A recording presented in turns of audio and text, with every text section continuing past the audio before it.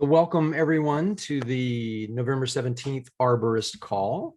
Format is somewhat structured, kind of a brief, meeting intro, kickoff. We do node updates from Zcashd and Zcashd, and then we kind of have an open block of discussion time. NU5 has dominated that discussion time for the last several months. So we'll continue to talk about NU5. In addition, kind of the normal status type items, we've got kind of an update on security proof work. We spent some time this morning identifying the remaining work we needed to do before Zcash 5.0.0 was released. And then I put an item on here to talk about upcoming Arborist call schedule. We've got some the holidays coming in. And then also was talking with some of the folks at Gadget yesterday. And of course, they're located in Israel, which this time for them is 12:30 a.m. And it's something I had kind of thought about before, where especially since we're meeting every couple of weeks, that maybe but I'll get into this more. Maybe we start looking at alternating, like every other meeting is this slot, and then we find one, that's earlier in the day for different geographies around the world. But we'll talk about that in the kind of in the agenda there. Arborist calls, for those that may not know, all about the protocol. So, and exclusively about the protocol for the most part. We occasionally get questions about, what about this partnership or something? And if it's protocol related, glad to chat about it. But for the most part, we just literally focus on protocol and anything and everything that has to do with that. The reason we do that is to make it more accessible and open it up to a wider set of participants and provide transparency.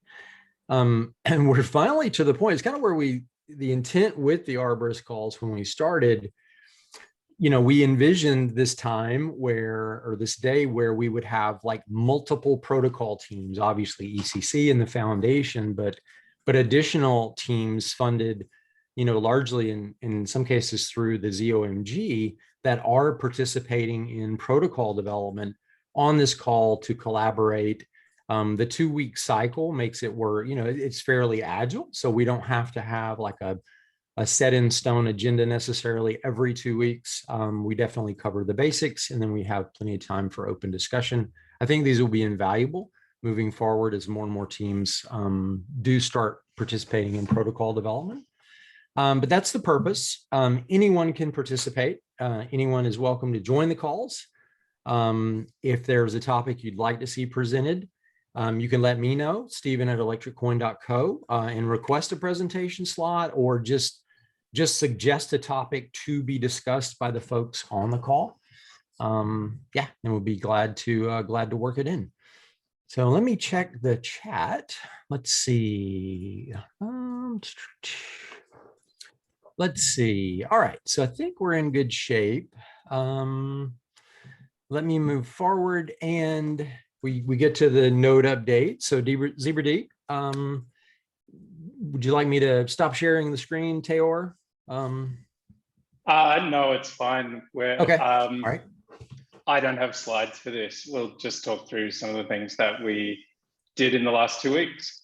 So we're just about to tag our second beta release. We try and tag a release every 2 weeks or so, just to keep updates coming out. We're still getting good feedback from users, and we've improved we fixed some minor reliability and usability issues and updated our documentation based on user feedback. We are validating Halo 2 proofs using the Orchard crate. We are validating the block subsidy and funding streams. We're validating shielded Coinbase. So that's almost all of the Coinbase rules done. We've just got to do minor subsidy now. And we're working through undocumented transparent rules. So we've implemented the block signature operations limit, and I think we understand block times well enough now to implement them. We've gone through them in 2 zip editors meetings. So I think we know what's going on there. And we've also updated, we've also done some network protocol changes. So Zebra can now parse address v2, which is hopefully going to activate at the same time as NU5 on mainnet. So we'll just parse them now if you send them to us, but not send them out. And we avoid reconnecting to peers that seem like they're down. So that stops Zebra potentially causing denial of service issues with peers that are actually up, but for some reason we can't see that they're up. So that's most of what we've done in the past 2 weeks. All right, excellent. Great progress. Okay, let's see. Something's blowing up my phone here. Okay, moving forward, the Zcashd updates are all about NU5 at this point. So it's like people are like, oh, well, it's kind of redundant you even have this in here. You know, let's just say early NU cycle or mid NU cycle, we would be talking more about, hey, we're about to put this release out that has these RPC enhancements. It would be more about advances in Zcashd than NU5 status, but everything we're doing in Zcashd is all about NU5. So I'll just roll right into that update. So yeah, in terms of schedule, this is kind of like for posterity. These are the new zips for NU5. These are the updated zips for NU5. That list is, pretty has remained pretty consistent for the last couple months. We went through today, and as I mentioned at the beginning of the call, identified, okay, here's some of the gates for 5.0.0. Zcashd 5.0.0. The way our version release mod level kind of goes is the version number like 5. Those would be releases that support NU5. So in this case, Zcashd 5.0.0 would set the mainnet activation height for the NU5 activation for the Zcashd node. We would set it in there. So the work that we have left to do is Mary Mahler. We've been working with her over the last several months on the security proof. She's done a couple of reviews for us. Sean's been in touch with her this week. And did Sean make it on the call? Yep, I'm here. Okay. Yeah, I'll just let Sean kind of give an update. Yeah, just a real quick update.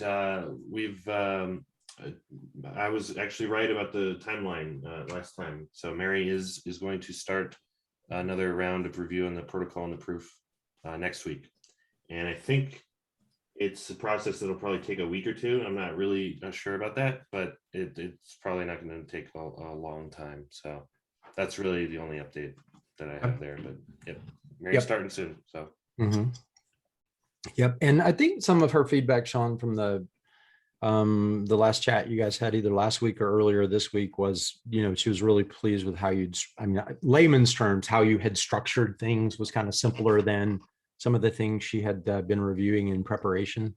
Yeah, I definitely don't want to put any words in Mary's mouth. I'll let her speak for herself, but we did take some approaches in the proofs that ended up making it a little simpler than the proofs for bullet proofs and things like that. Use similar primitives on the inside. So hopefully that effort ends up making her actual review process now a lot easier. Maybe it'll take less time. Okay. All right. Excellent. And then Strad's actually going to present. We use a DAG to kind of map out remaining issues. I'll highlight where they apply, and then Strad can go into detail and do a much better job explaining than me. But essentially, it comes down to orchard dependencies, like incremental Merkle tree, red DSA, red jub, Zcash encryption, the mainnet circuit, Poseidon work, multi-point opening work, and then a category I call wallet internals, RPC updates, and orchard transaction support. So with that, I will just let Strad, you okay presenting the DAG? Yeah, sure. Okay. All right. Let me if I can find it. It's the green button. There we go. There we go. Okay. So you should share the correct screen. You can share multiple windows. Oh, that's a new feature. Or maybe it's not been new and I've just never had to share anything ever on Zoom. It should be toward the bottom of the screen. Yeah, no, I'm there. I'm just like being careful to make sure that I am sharing exactly what I intend to. Cool. So you all can see that? Yes. Yeah, it looks a little messy. The simpler stuff is not the stuff we're working on right now, unfortunately. And we tend to put, in our DAGs at least, we tend to put more complexity into like the things we're actually working on, sort of break it down and understand what the actual sort of incremental pathways are. So yeah, there's our target at the end there, 500, and there's a reasonable amount of stuff that is on the boil at the moment. But yeah, as Stephen said, it falls into a couple of categories. So sort of, it's a little annoying how Dot chooses to arrange things. This looked a lot better like a couple of hours ago, and then we closed one issue and everything's moved. But yeah, so we have a couple of categories. So let's start with the Orchard crate. So the Orchard crate is hiding in here as 010 beta 1 or equivalent.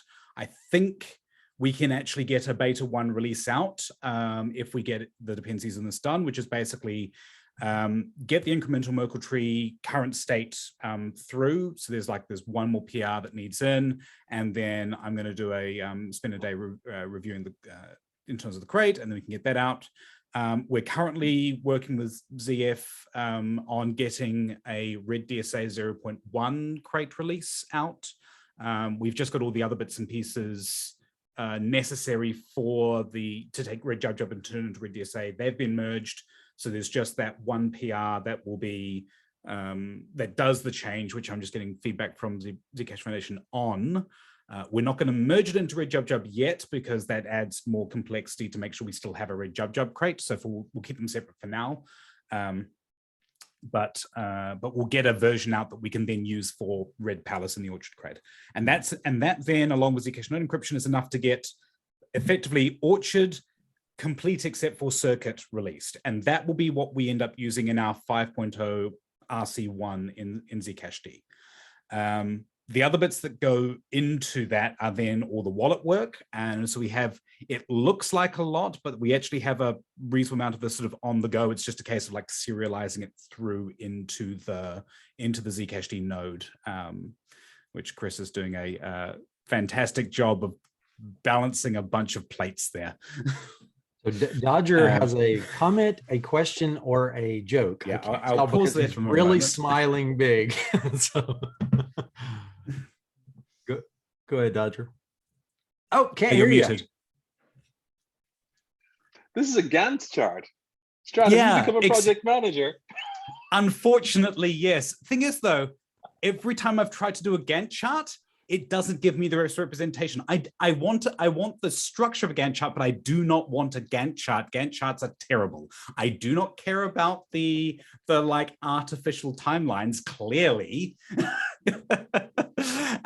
No, what I care about is the data structure underneath it, and it is taken. Exactly. That's literally all I care about. And there's more features I want to add into this at some point.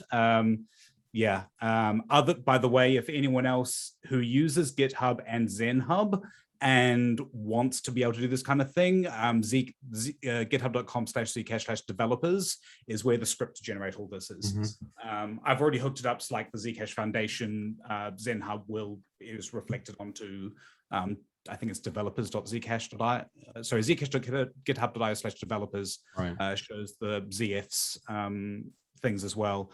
And like, well, if Gadget's starting to do stuff there, then we could do a similar thing for them if they wanted. Yeah. Is the code that's checked in, does it do the box around the milestones? If you can enable that. Yeah. You could enable it. Yeah, so I've not shown it on here because it actually makes it trickier for an overall view. But when we're focused on like per sprint, you can have it like box around milestones, except ZenHub are getting rid of GitHub milestones and switching to ZenHub milestones. And I've not implemented support for that yet because I'm busy doing NU5. So that will be fun year-end project. Yeah, just a segue, it's really cool because it takes a big graph and it draws a box around like essentially your current sprint. So you can easily go, oh my gosh, this, something that's blocking things in the sprint isn't also not in the sprint. So it really helps you kind of organize. So that's just a plug for the tool. It's really definitely helps spot like things you should be doing that you're not. But yeah, so as far as the wallet stuff goes, we have sort of the BIP39 stuff. So Zcashd will be using BIP39 mnemonics as their emergency recovery phrases. And so sort of this track of that is going to be closed out with a PR that we're just waiting on CI for. I was hoping to get it closed out before the sprint, before the I showed this, so it could look a little cleaner. And then we have a PR that's open that's going to close some of these and do the prep for the rest of these. And then there's a few more things we have to get into to sort of that are basically all of this stuff. He'll be closed in, I think, a single PR once we get that one in, which is just connecting the Orchard and Unified Address backend to the RPC front end. So that's sort of the main push we're doing on the wallet side. And then the other part of this is up here, which is finishing up the circuit. And so so you'll be aware we did we found the bug in the circuit, the two bugs, the GD0 and the other one. So we'd already cut a testnet rollback release that did that. But we're going to make a couple more, fortunately smaller changes. So one of them is just cleaning up the Poseidon gadget, and a few of the changes we're making in order to make it more generalizable for other uses, just unfortunately end up like reordering a couple of constraints. It doesn't alter the circuit, but it alters the circuit because like the commitment to the order in which things are listed is different. So we're just slipping that in there in order to be able to use the general gadget and make dependency management easier further down the line. So there's that piece there. There is the we're going to go through and just clean up our usage of just things like Boolean constraints, or like constraining some value to equal some constant. That's this one here, just to make it easier for potentially anyone else who's going to then take Orchard and try and implement it elsewhere. And then there's one other change, which is tucked in here, which is just sort of an internal detail of the way the proving system works. But obviously has an effect on like verify compatibility. It effectively alters how the proofs themselves are ordered, like the order in which certain elements are going to be represented. And that changes what the verify, like a verify would consider older proofs to be invalid. So we just want to get that in there to make a bit more of the proof structure more deterministic and easier to use, as you can see, for the recursive. It's also dependency on the recursive verify. So just to make the delta between Halo non-recursive and recursive smaller. And so then the plan then for that is we get 5001 RC1 out. We can then privately run like, smoke tests and things with the final circuit, but we won't actually bring the circuit change in until right before 500 is cut. Because otherwise, if we were to bring it in for 500 RC1, we'd have to define the mainnet height, and then effectively RC1 is the mainnet activation definition, which we don't want. We want 500 proper to be that. Cool. That's me rambling. If anyone's got questions about this mess, so annoyed. It looked so much cleaner like an hour ago.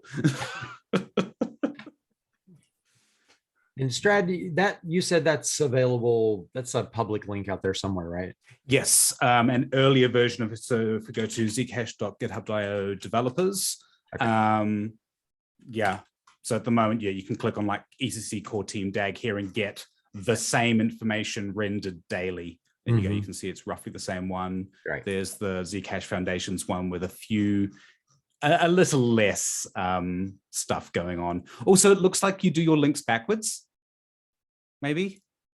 Interesting. You're closing things arrows point to rather than point from, which is intriguing. Cool. So Tayor, your hand's up. I just saw that. Yeah, so I was just wondering, I know that Strad didn't want to put times on the DAG, but I was just wondering, do you have an idea when these things will be ready? Because that helps us in our planning. Oh, no times on the DAG. We kind of have a slide to talk about some of that coming up. In general, the list I put out, we would hope to have, well, we will have, and they're gating factors for 500, which we had hoped to have out roughly mid-November. The team did a good bit of traveling over the last couple of weeks. A little bit of well-deserved PTO in there. We kind of ran into, I call it NU5 fatigue. Like we've kind of focused on it so hard for so long that you just kind of you got to get a little weary. But we're hopeful now. And again, getting a little bit ahead, we would be looking to cut 500 maybe the first full week of December, which means the items on that list would be complete by then, including Mary's review of the security proof. Yeah, because obviously we're not going to, as we said before, we're not going to cut a release that has the main activation height without having the security proof looked at. So, so we're not going to be cutting it prior to as Sean said, it was 1 or 2 weeks of from now. Of review time for that. Okay, cool. All right. Well, thank you, Strad. Yeah, and if anyone, uses that and has ideas about making the DAG better or adding more options to it, we take PRs, so that would be awesome. Yeah. Okay. So let me get my screen back up. There we go. Yeah, Strad dropped the link in there. Okay, actually, let me make sure I have the right. I can always find the screen to share when it has the big red recording dot on it. But other than that, it gets a little difficult to find. I should probably close Windows before these meetings start. Let's see. I think that's it. Yeah, remaining work before Zcashd 500. Yeah, so just to recap, those are the items we just went over in the DAG. Yeah. So any far questions? Cleaner here. Well, also a lot less. This is the hand wavy part. Strad has the details. So any questions about any of this specifically before we move forward that anyone has? Nope. Okay. So as I mentioned, we're kind of right in here, mid-November-ish, with the work we have left to do. For 500, we're hopeful we can get that done the first week of December, the first full week, so roughly the week of the 6th. We're going to have to get, we obviously have, like in the US, the Thanksgiving holidays partially next week. So we've got, like everything has to go right, honestly, and we've got a lot of work to do. Still, as I've mentioned before, the objectives of NU5 are, number one, a safe and secure deployment of NU5. And that means adequate time for code review, which we do a pretty exhaustive job on.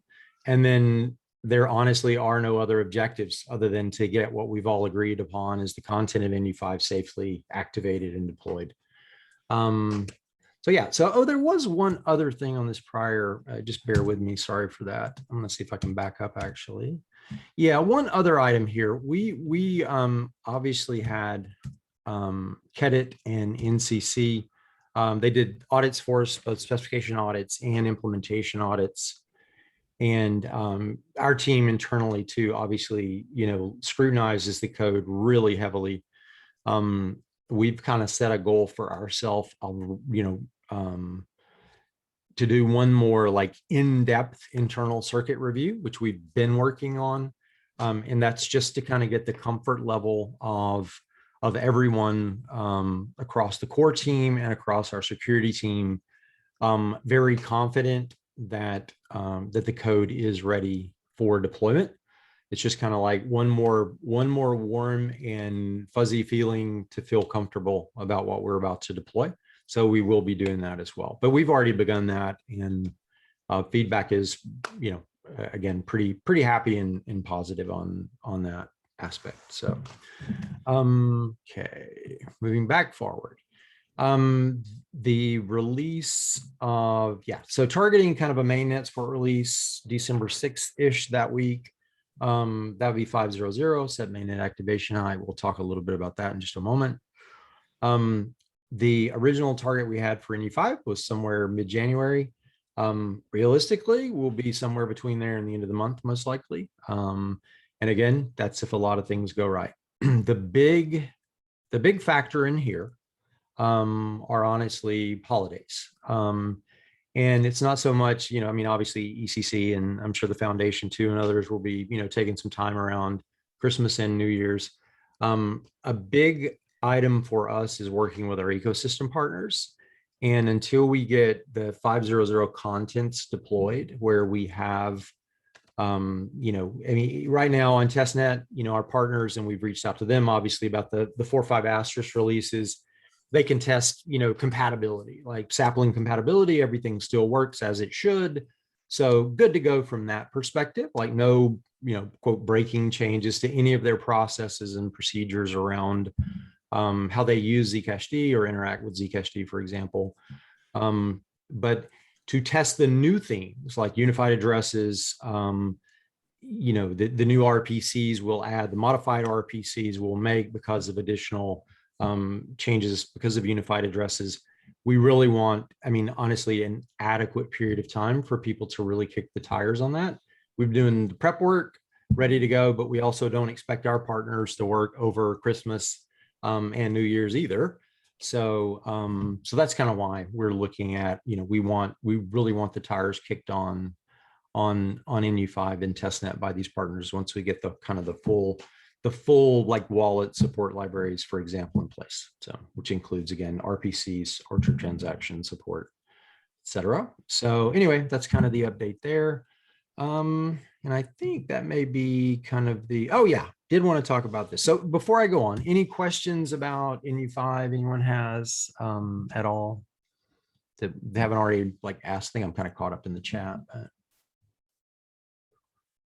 oh, okay. All right. So upcoming Arborist call schedule.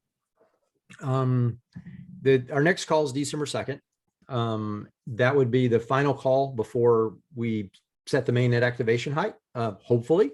So we can talk in that call 2 weeks from today about what that height, you know, should be. We had talked about on the 2nd doing an NU5 retro. I think the timing for that would be after that mainnet activation support release goes in. So maybe we could target the 16th of December for a retro. The 30th, obviously, you know, between Christmas and New Year's. I'm happy to meet, but I'm not sure who else would be, or if people had, Yeah, I mean, I can we'll be get on the skipping. call and entertain myself for a while, but I was going to suggest that we just, you know, not have one on the 30th. And then, all right, it looks like a lot of thumbs up and nods on that. And then, of course, the 13th and 27th, you know, they're far enough out. We've got time to plan those out in terms of, you know, any specific content. Obviously, every single call, we're going to talk about, you know, NU5 in progress and node updates, but just like special things. I put a little asterisk by the 2nd, the 30th. It's kind of every other call, like I mentioned briefly at the beginning. So first, Strad, let me get to your hand before I dive into this.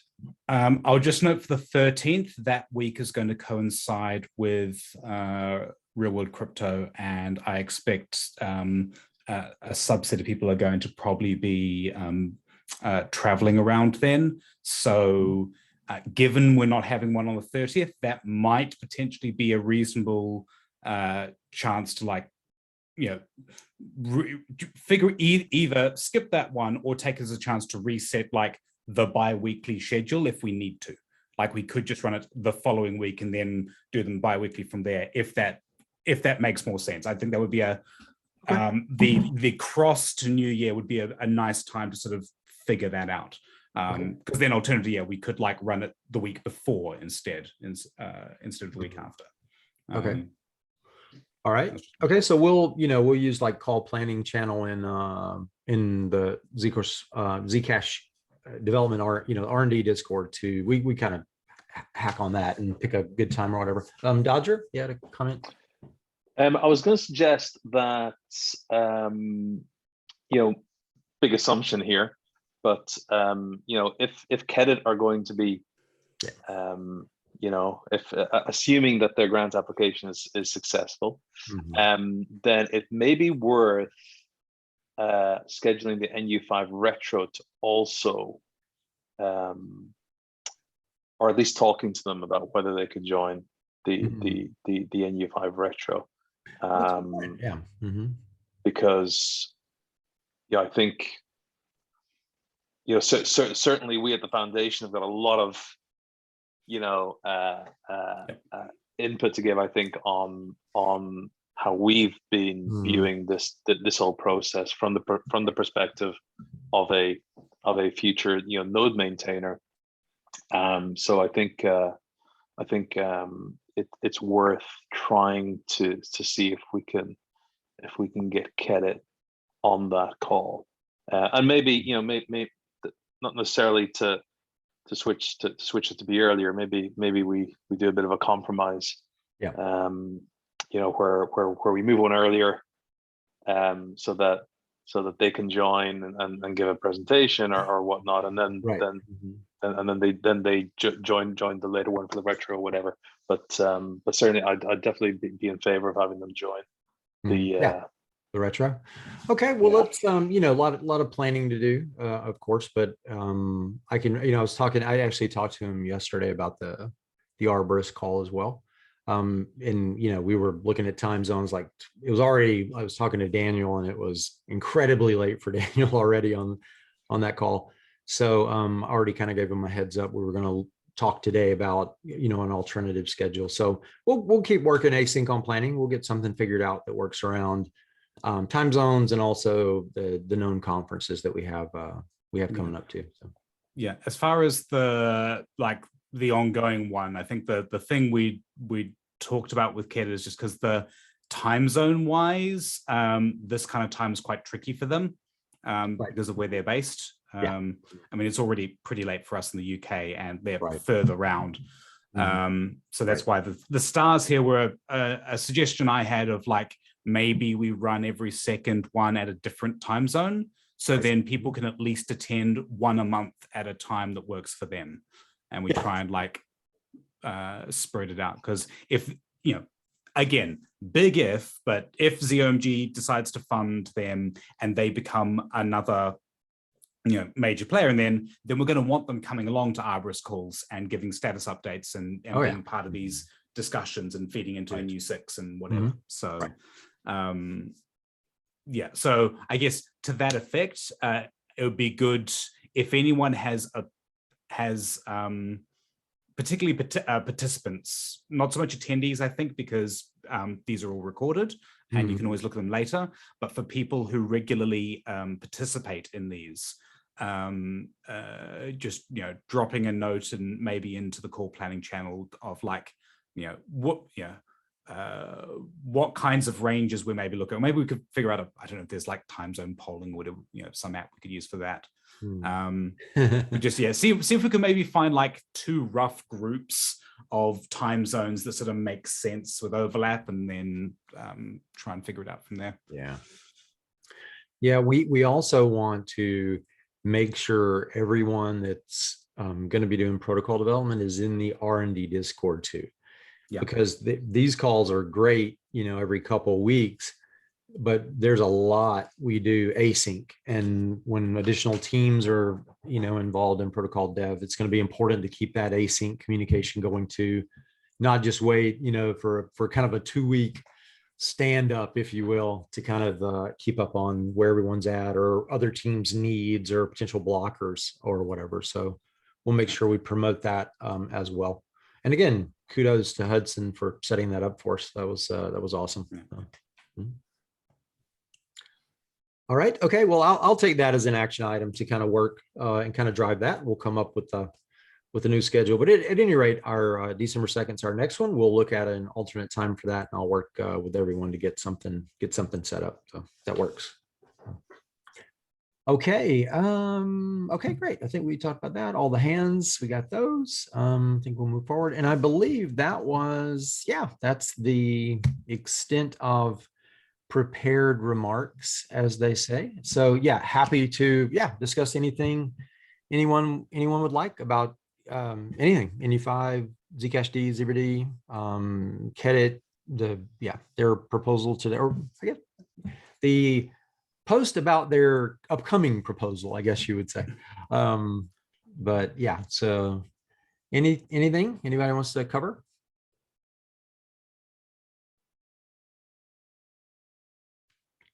Actual silence? Everybody just wants to get back to work. I think. Or depending on where you are, maybe go to bed. So one of the two. All right. I mean, Okay. I have stuff I want to chat about with people about that proposal, but maybe once we are in a situation where they can either be here or we've got a little bit, because again, their proposal right now is just a framework for figuring things out, and I'm like, I want to get into the technical stuff. We'll give them a bit of time to get some feedback from people on the forum, and then we can sort of cycle back onto, okay, now we get into the meat of the problem. Yep. Cool. All right. Well, again, thanks everyone for joining. Recording will be up within a day or two. If we don't talk before, everyone enjoy the weekend. If you're celebrating Thanksgiving in the US or elsewhere, have a great Thanksgiving, and we'll catch up with you a little later on. I'll go hop back Good into one. the PR mines. Back Ciao to for the now. yeah. All right. Talk to you later. Cheers. Bye.